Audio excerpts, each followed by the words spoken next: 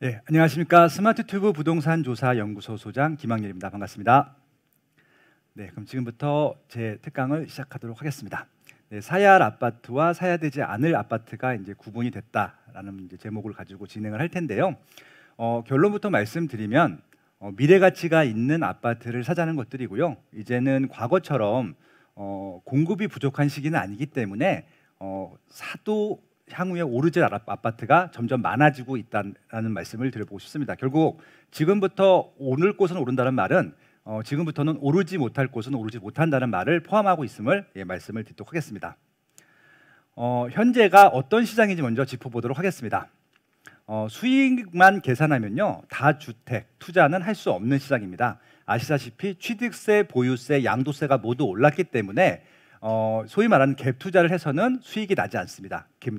다세대 갭 투자, 다가구 갭 투자는 좀 어려운 시즌이다, 이렇게 말씀드릴 수 있을 것 같고요.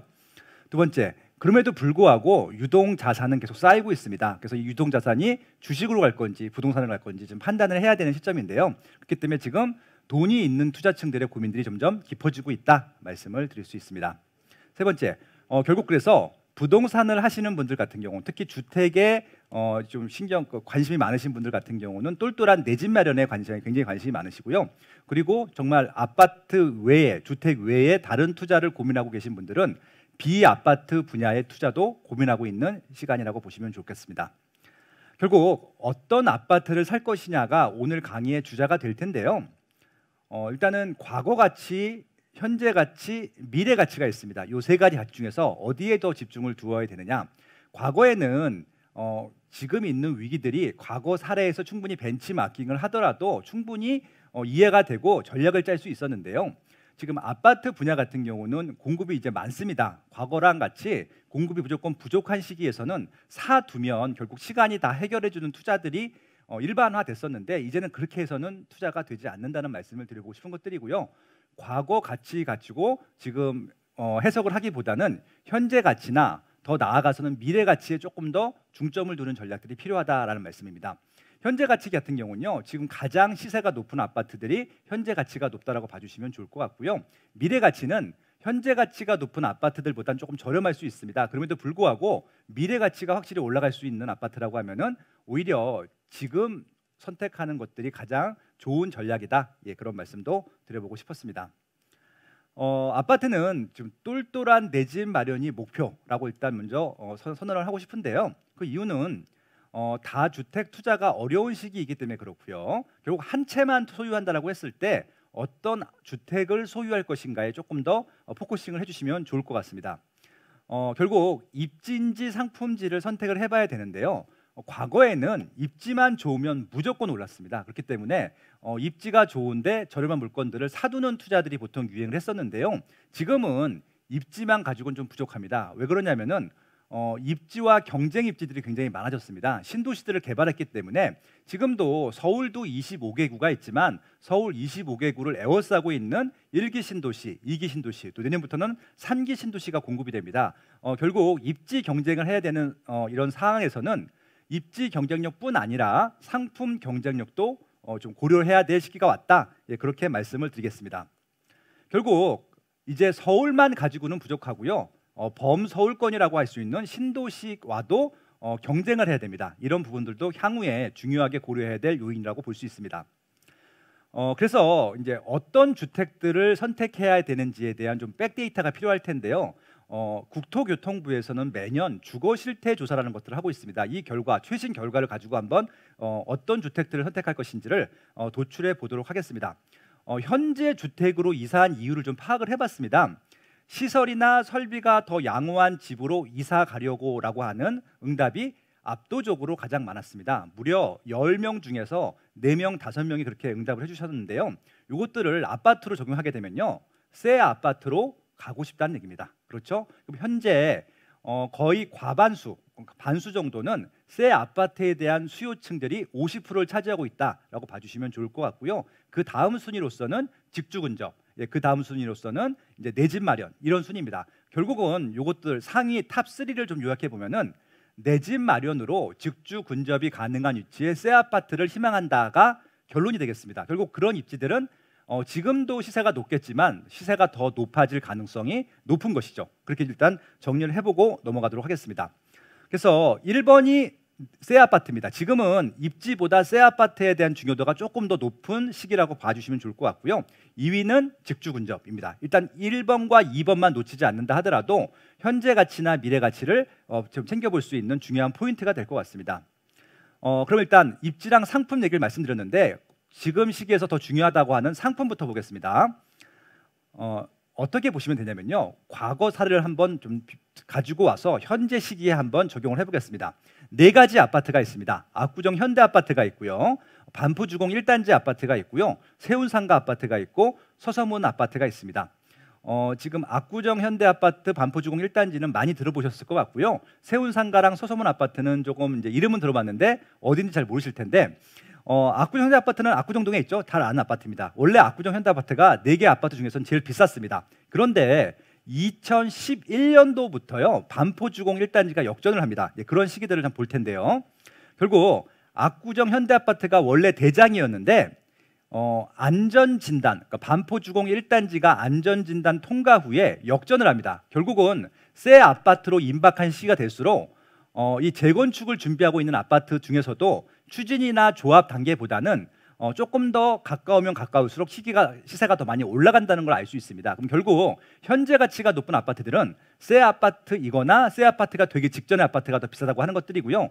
아마 압구정 현대 아파트가 이제 추진이 통과하고 이제 뭐 사업 시행 인가까지 가고 관리 처분 인가 받게 되면은 그 다음부터는 시세가 좀 많이 올라갈 겁니다.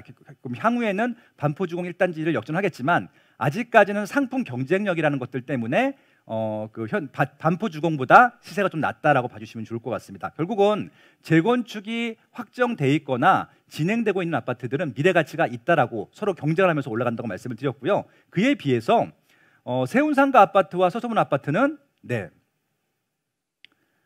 재건축을 지금 할 수 없는 아파트이기 때문에 시세가 전혀 오르지 않고 있습니다. 상품 경쟁력으로 따지게 되면 지금 제로라고 보셔도 될 것 같은데요.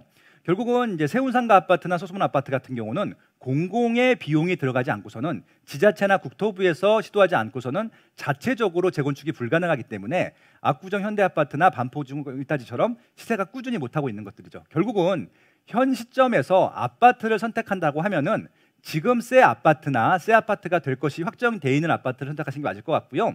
조금 구축 중에서는 재건축 가능성이 있는지를 따져보셔야 될 것 같습니다. 물론 신규 아파트 같은 경우는 재건축 여부를 따질 필요는 없는데요. 최소한 20년 차가 넘게 되면은 그때부터는 리모델링이든 재건축이든 정비 사업으로서 새 아파트가 될 수 있는지를 반드시 따지고 넘어가셔야 된다. 그런 좀 제안들을 드리고 싶었습니다. 그러면 상품 의사결정 결론입니다. 일단 재건축 대상 아파트는 무조건 좋습니다. 이 아파트에 아마 가장 많은 수요층이 몰려 있을 겁니다. 그렇기 때문에 수요가 너무 많아서 가격이 폭등하다 보니까 현재 정부에서도 규제 정책을 펴고 있는데 가장 강력한 규제를 펴고 있는 게 규제 지역 내의 재건축 대상 아파트입니다. 그만큼 수요가 많기 때문에 투자층들은 좀 못 들어오는 시기이기 때문에 무주택자들이나 1주택자들 이사 수요를 노리시는 분들 같은 경우는 경제적 여유가 된다고 하시면은 재건축 대상 아파트를 지금이라도 공략하시는 게 맞을 것 같고요. 두 번째입니다. 아까 말씀드린 대로 새 아파트가 된 것들 있죠. 지금 제일 비싸긴 한데 한동안은 경쟁 상품이 없기 때문에 새 아파트들도 지금 시기에서는 충분히 검토해볼 만한 아파트라고 보시면 좋겠습니다. 하지만 지금 재건축 대상 아파트, 새 아파트는 비싼 아파트입니다. 이미 검증이 끝난 아파트죠.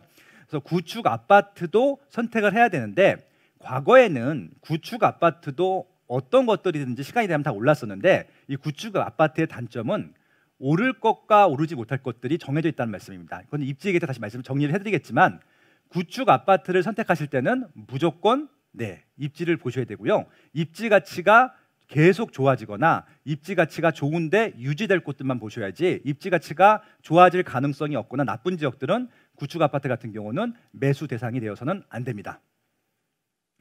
다음은 입지입니다. 이 주택을 선택하는 조건에 있어서 아까 말씀드린 대로 시설이나 설비, 그러니까 새 아파트에 대한 수요가 지금 제일 높다고 말씀드렸는데 그것들을 제외하고 보면 다 입지 얘기입니다. 예를 들어서 직주 근접, 그리고 이제 교통 편리성, 생활 편의시설, 그다음에 자연공원, 녹지 공간 활용 인근성 이런 것들이 있을 텐데요. 일단 이런 입지들이 확보된 입지에 있는 아파트 같은 경우는 미래 가치가 있고 현재 가치도 있다라고 보셔도 좋을 것 같습니다. 하지만 도지역 같은 경우는 조금 다릅니다. 그러니까 지금 어떤 말씀을 드리고 싶은 거냐면은 지금까지는 직주 근접 때문에 이사를 왔는데 향후 주택을 선택할 때에는 직주 근접보다는 교통 편리성 아니면 생활 편의 시설, 교육 환경 이런 쪽으로 조금 더 디테일하게 들어간다는 얘기입니다. 하지만 도지역 같은 경우는 지금 아직까지도 직주 근접이 중요하다는 말씀을 드려보고 싶은 것들이죠. 그러면 차이점을 보겠습니다. 지금 수도권이나 광역시 같은 경우는 이미 직주 근접이 확보된 입지에 살고 있다는 얘기고요. 입지를 확보했기 때문에 그 다음에는 상품 경쟁력을 따진다는 얘기고요. 도지역 같은 경우는 일자리가 아직도 중요하고 상품 경쟁력이 3순위입니다. 그렇기 때문에 도지역에서는 입지를 먼저 선택하시는 게 맞을 것 같고요. 수도권이나 광역시에서는 입지보다도 상품 경쟁력을 먼저 선택하시는 게 맞을 것 같고요. 그 다음에 교통이 편리한 곳 이런 식으로 순위를 만들어 가시면 되겠습니다. 그래서 입지 가지고 의사결정할 때 결론입니다. 일단 이전까지는 직주 근접, 그러니까 직장 근접성이 확보된 입지여야 됩니다. 서울은 대부분 확보가 된 입지라고 보시면 좋을 것 같고요.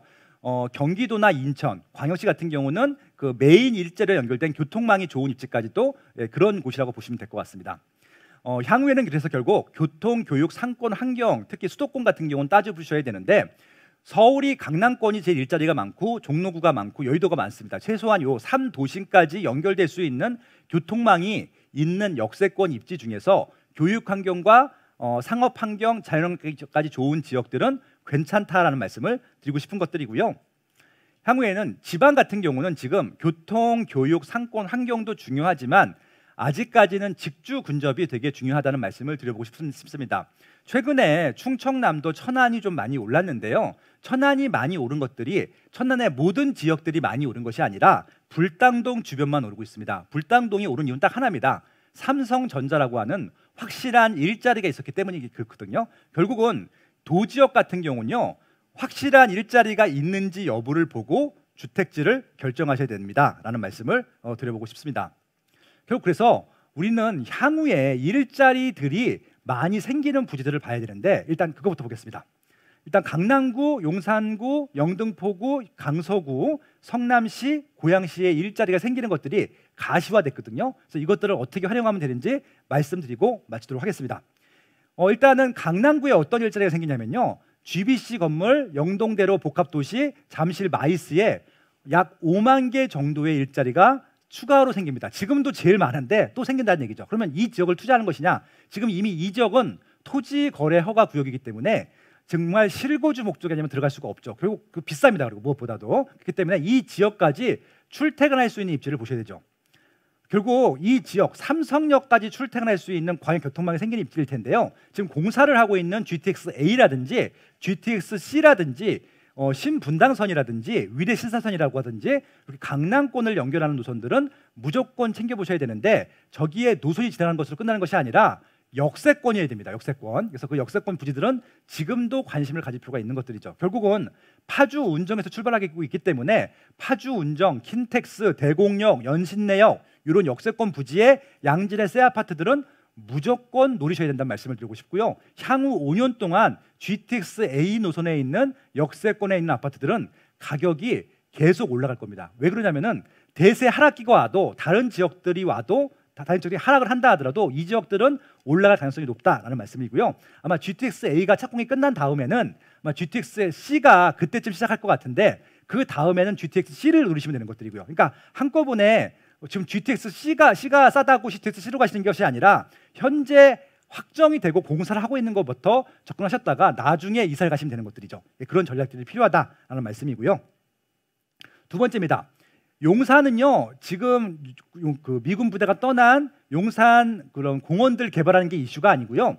서울역부터 용산역까지가 특별 업무지역, 특별관리구역인데 저기는 40층, 50층짜리 오피스가 들어올 수 있는 건물입니다. 그러니까 결국은 향후 5년 후부터 본격적으로 개발이 시작할 텐데 어떤 걸 떠올리시면 되냐면요. 지금 서울역에서 용산역은 그냥 도로만 있지만 높은 건물이 없지만 지금 이제 삼성역에서 서초역까지 완전히 오피스 밀집 지역이잖아요. 테헤란로. 그렇게 될 지역입니다. 그러니까 향후 아마 20년 동안은 일자리가 가장 밀집될 지역으로 보시면 좋을 것 같습니다. 결국 이 용산구까지 출퇴근할 수 있는 모든 위치들을 보셔야 되는데 역시 기존에 지나고 있는 노선들을 보시면 좋겠습니다.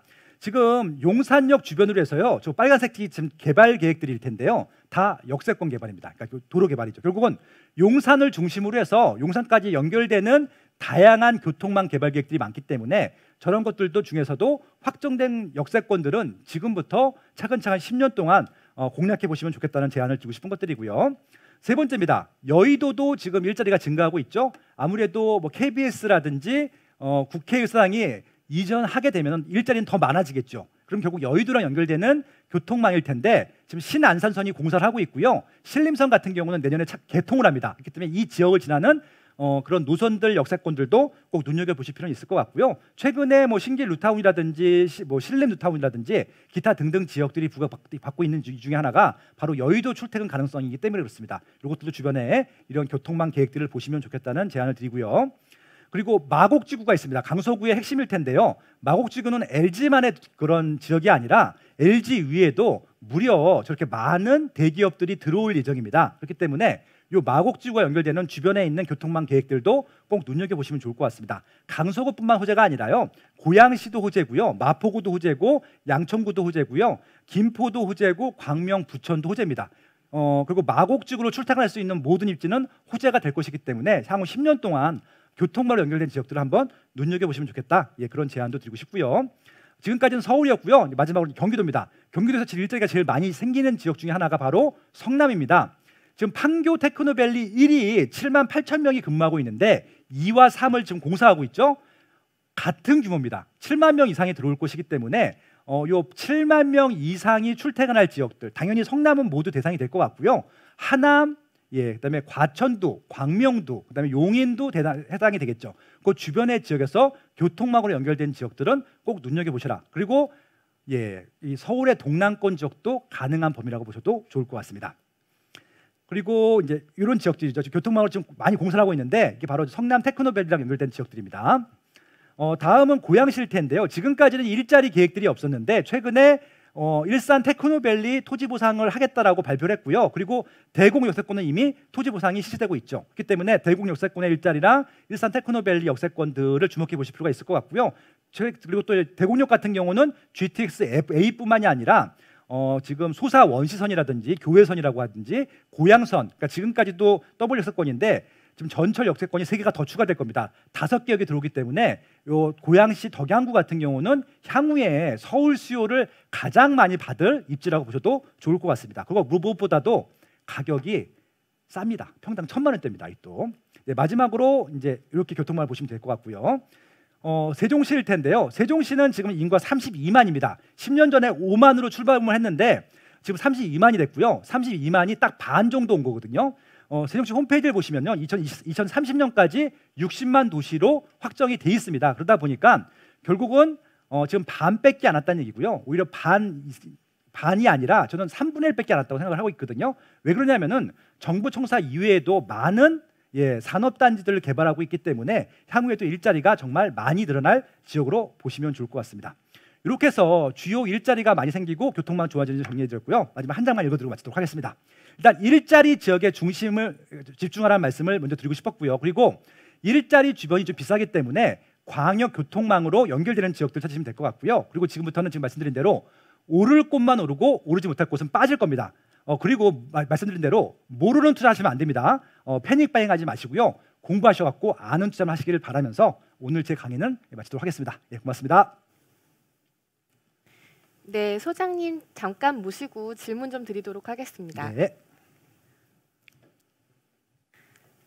소장님 강연 잘 들었습니다. 네.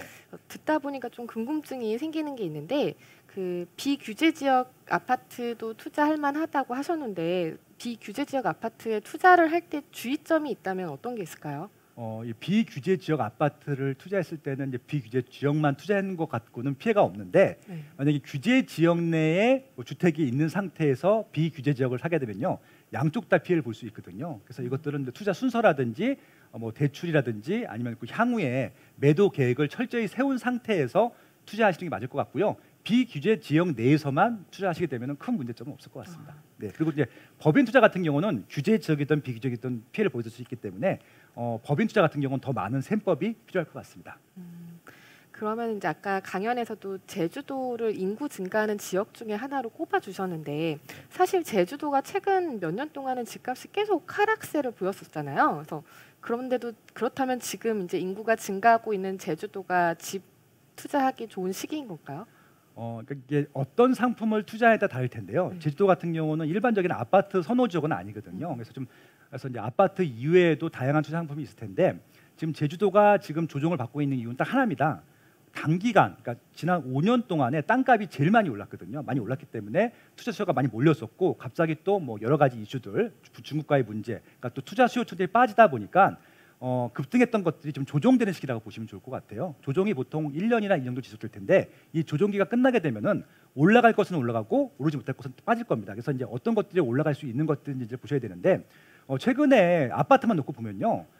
빠진 아파트들은 조금 입지가 떨어지는 곳은 빠졌었고요. 제주시의 학군이 좋거나 좋은 입지들은 거의 빠지지 않았거든요. 그러니까 그런 것들 결국은 이렇게 빠지는 시기에 빠지지 않는 것들을 선택하는 것들도 하나의 방법이 될 것 같고요. 그리고 이제 입지가 좀 더 좋아지는 지역들이 있을 겁니다. 그런 지역들을 좀 선별한다고 하면은 오히려 조정할 때 뭐 이사를 가거나 뭐 갈아타거나 이런 시기로서는 가장 적합한 시기가 아닐까 그런 제안도 드리고 싶네요. 네.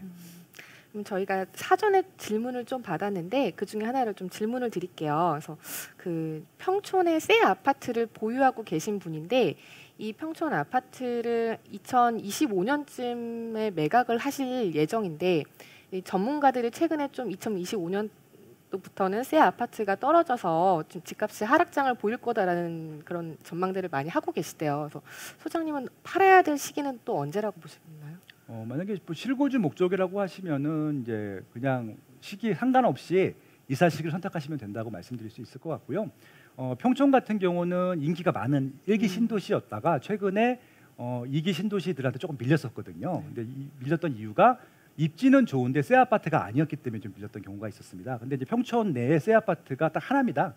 센트럴 더샵 센트럴일 텐데 그 아파트 같은 경우 거의 독점적인 수요를 갖고 있기 때문에 2023년, 25년도에도 수요가 많이 빠질 것 같지는 않아요. 그래서 그건 적당히 고르시면 될 것 같은데 어설프게 그냥 그 입지보다 나쁜 3기 신도시로 가시는 것들보다는 입지가 조금 더 좋은 곳으로 가시는 것들은 언제든지 추천드리는데 무조건 3기 신도시가 생긴다 하더라도 3기 신도시한테 지는 것들이 아니거든요. 3기 신도시한테 질 수 있는 것들은 상품 경쟁력이 떨어질 수 있는 구축 중에서 입지가 좀 떨어지는 지역들은 질 수 있을 것 같거든요. 근데 거기는 평촌이기 때문에 크게 걱정하실 필요는 없을 것 같고요. 적당한 시기에 더 좋은 입지로, 더 좋은 상품으로 새 아파트나 좋은 입지로 갈아타시는 것들은 추천드립니다라고 제안드리고 싶네요. 네. 네, 김학렬 소장님 좋은 강연과 답변 감사드립니다.